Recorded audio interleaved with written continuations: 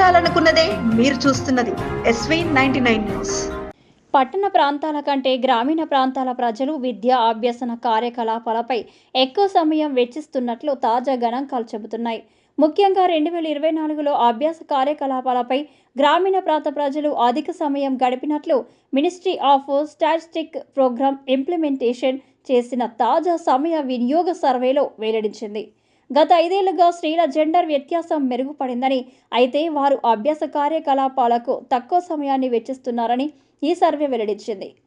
Learning యాక్టివిటీస్కు సంబంధించి పాఠశాల, యూనివర్సిటీల హాజరు, పాఠ్యేతర కార్యకలాపాలు, హోంవర్క్ వంటి వాటిలో విద్య కోసం గడిపే సమయం ఉంటుంది. అభ్యాసానికి సంబంధించిన జర్నీ టైం కూడా ఇందులోనే ఉంటుంది. కానీ 2019తో పోలిస్తే 2024లో పట్టణ గ్రామీణ ప్రాంతాల్లో అభ్యాస కార్యకలాపాల కోసం గడిపిన సమయం గణనీయంగా తగ్గింది. 2019లో పట్టణ ప్రాంతాల్లోని ప్రజలు రోజుకు 95 నిమిషాలు విద్యాభ్యాసం కోసం వెచ్చించగా 2024లో వారు కేవలం 87 నిమిషాలు మాత్రమే ఎందుకు వెచ్చించారని గణాంకాలు చూపిస్తున్నాయి.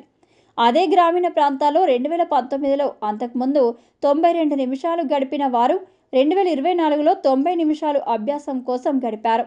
లింగం వారి చూస్తే మహిళల లెర్నింగ్ టైంలో మాత్రం మాత్రం మార్పు లేదు.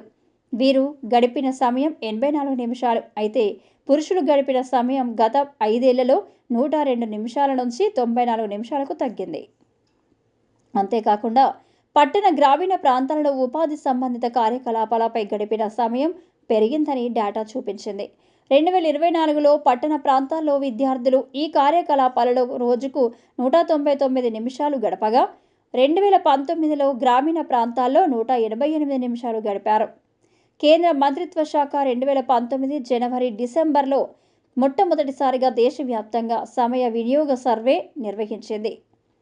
4 సంవత్సరాల విరామం తర్వాత రెండోసారి జనవరి డిసెంబర్ 2024లో నిర్వహించింది.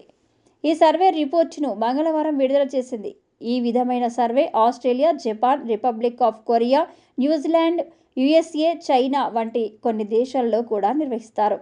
వివిధ రోజువారీ కార్యకలాపాలకు తమ సమయాన్ని ఎలా కేటాయిస్తున్నారన్న దానిపై ఈ సర్వే ఉంటుంది. ఆయా కార్యకలాపాలలో పురుషులు, మహిళల భాగస్వామ్యాన్ని కొలవడం ఈ సర్వే ప్రాథమిక లక్ష్యమని మంత్రిత్వ శాఖ పేర్కొంది.